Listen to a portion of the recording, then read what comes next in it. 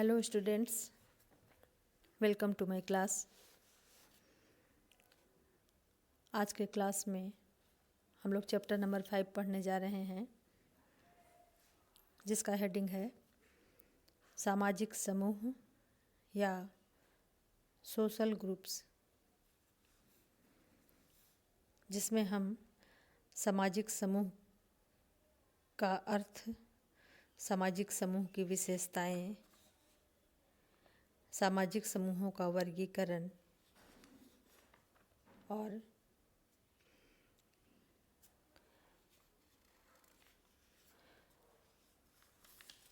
विभिन्न समाजशास्त्रियों के द्वारा सामाजिक समूह के वर्गीकरण को इसमें हम पढ़ेंगे। ठीक है, तो आइए शुरू करते हैं।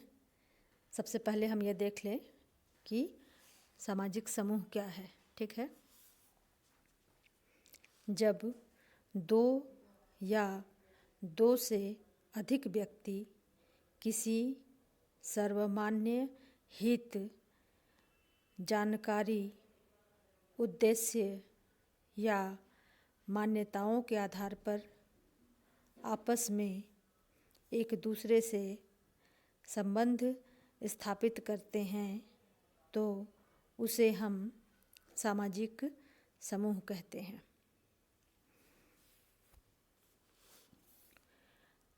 तो यहाँ पे सामाजिक समूह के लिए सबसे आवश्यक तत्व यही है कि समूह के निर्माण के लिए कम से कम दो या दो से अधिक व्यक्ति हों और उनमें आपस में किसी न किसी कारण से एक दूसरे से संबंध स्थापित हो। ठीक है,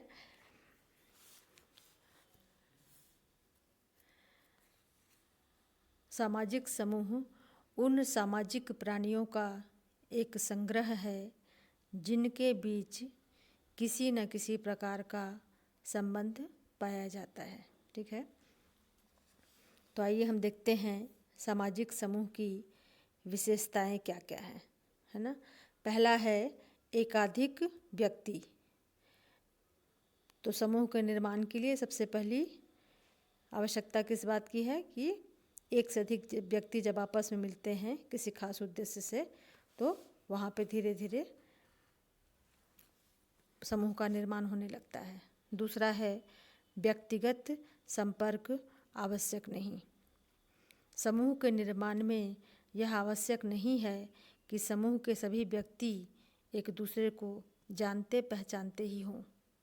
छोटे समूहों जैसे मित्र मंडली, परिवार, इसमें तो व्यक्तिगत संपर्क हो सकता है, पर बड़े समूह जो होते हैं, जैसे एक राष्ट्र को भी एक समूह के रूप में ही माना जाता है, एक महाविद्यालय को भी समूह के रूप में माना जा सकता है, तो इसमें आवश्यक नहीं है कि सभी सदस्यों का एक दूसरे के साथ व्यक्तिगत संबंध हो। ठीक है, तीसरा है सामाजिक संबंध का होना अनिवार्य।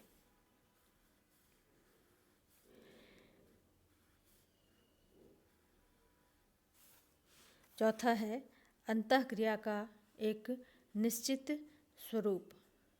प्रत्येक समूह के सदस्यों के बीच अंतःक्रियात्मक संबंध पाया जाता है और उस संबंध का अपना एक निश्चित रूप होता है। ठीक है, जैसे परिवार के सदस्यों के बीच पाए जाने वाले संबंध का जो स्वरूप होता है, वह भीड़ के सदस्यों के बीच पाए जाने वाले समूह लोगों के बीच में नहीं होता है। ठीक है, नेक्स्ट है समूह निर्माण का एक निश्चित आधार होता है। जैसे कि रक्त संबंध के आधार पर जो समूह बना वो परिवार हो गया, जाति हो गया। ठीक है, शारीरिक विशेषता के आधार पर जब कोई समूह बनता है तो लिंग के आधार पर बनता है, उम्र के आधार पर बनता है, आयु और क्षेत्रीय आधार पर या राष्ट्र पर अगर कोई समूह बनता है तो राष्ट्र के आधार पर भी समूह का निर्माण होता है। अर्थात प्रत्येक समूह के निर्माण के संबंध में किसी न किसी आधार को ढूंढा जा सकता है। ठीक है, नेक्स्ट है ऐच्छिक सदस्यता, वॉलंटरी मेंबरशिप। अधिकांशतः समूह ऐसा होता है जिसकी सदस्यता ऐच्छिक होती है, मतलब व्यक्ति अपनी इच्छा पर निर्भर है कि वह किसी समूह का सदस्य बनेगा और किसका नहीं। ठीक है।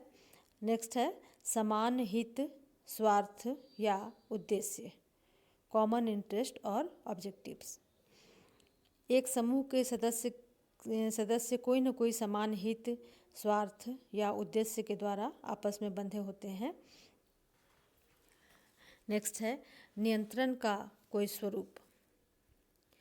प्रत्येक समूह अपने सदस्यों के व्यवहारों को नियंत्रित करने के लिए किसी न किसी उपाय को अपनाता है, चाहे यह नियंत्रण के लिए प्रथा, परंपरा, सामाजिक नियम, कानून और कोई औपचारिक या अनौपचारिक साधन को अपनाए। ठीक है। नेक्स्ट है सामाजिक लक्ष्य, सोशल एम और गोल। प्रत्येक समूह के माध्यम से समाज के किसी न किसी सामाजिक लक्ष्य की प्राप्ति संभव होती है।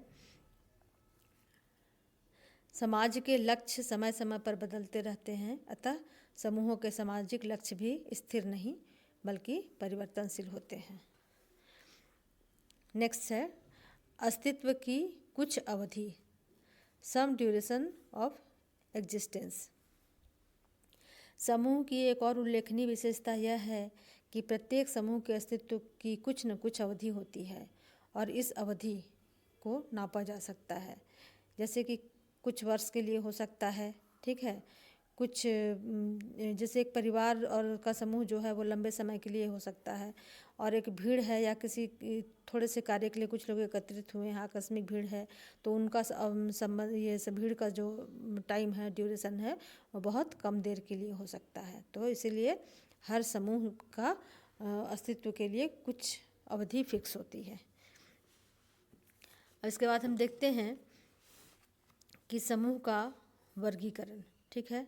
समूह का वर्गीकरण संख्या के आधार पर भी किया गया है। जैसे लघु समूह मतलब छोटा समूह जिसमें परिवार, पड़ोस, गांव आदि आता है, और बृहत समूह जैसे राज्य, जनजाति, प्रजाति आदि आता है।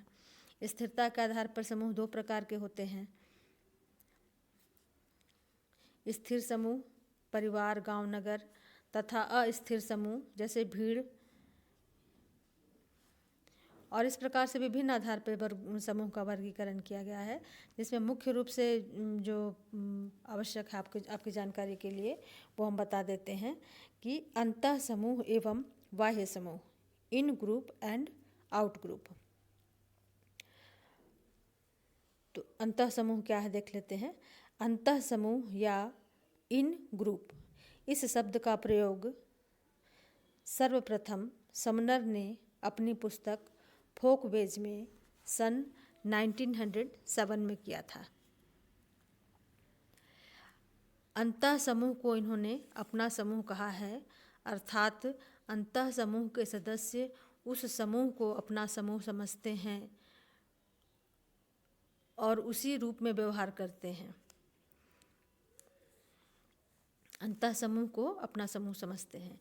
यही कारण है कि अंतः समूह के सदस्यों के बीच हम की भावना या वी फीलिंग तथा सहानुभूति पाई जाती है। ठीक है।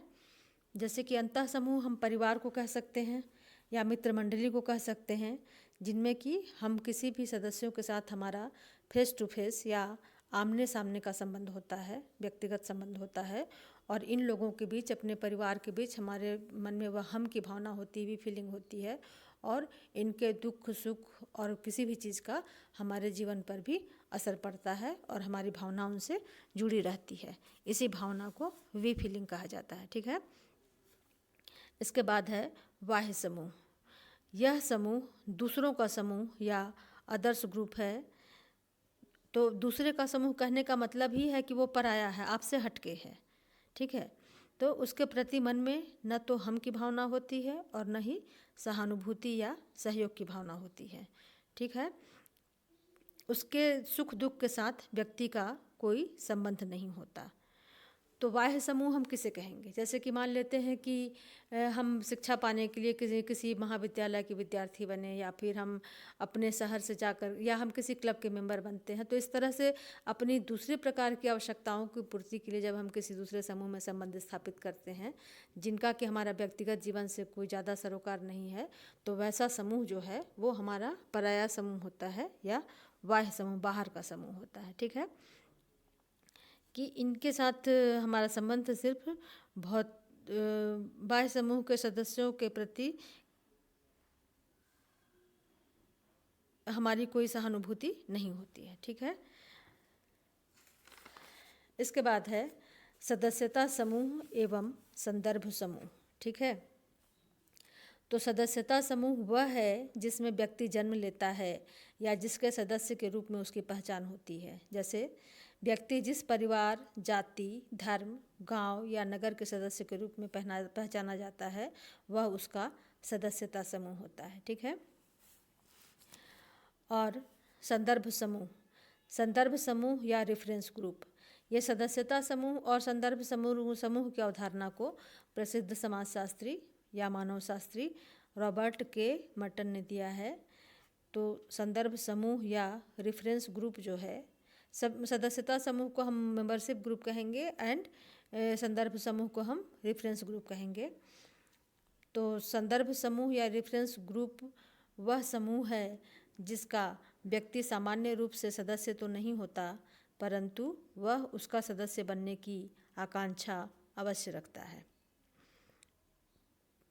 व्यक्ति का संदर्भ समूह सामान्य रूप से उसकी सदस्यता समूह के सामाजिक प्रतिष्ठा की दृष्टि से ऊंची स्थिति का होता है। संदर्भ समूह के आदर्श, मूल्य, व्यवहार, प्रतिमान आदि व्यक्ति के व्यवहार को काफ़ी कुछ सीमा तक प्रभावित करते हैं। संदर्भ समूह का अस्तित्व प्रायः व्यक्ति के मस्तिष्क में होता है।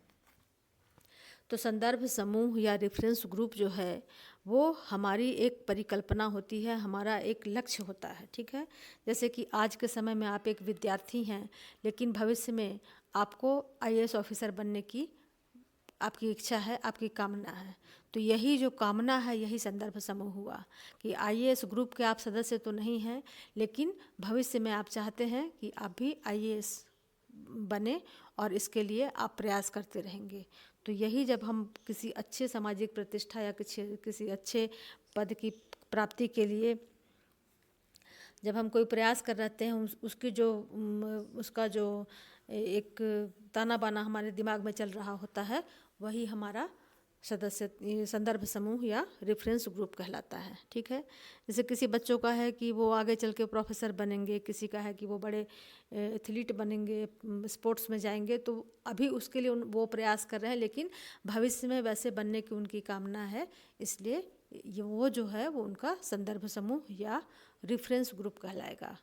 अर्थात उसके सदस्य वर्तमान में तो हम नहीं हैं, लेकिन भविष्य में उसकी सदस्यता पाने की आकांक्षा रखते हैं। ठीक है, इसके बाद है औपचारिक एवं अनौपचारिक समूह।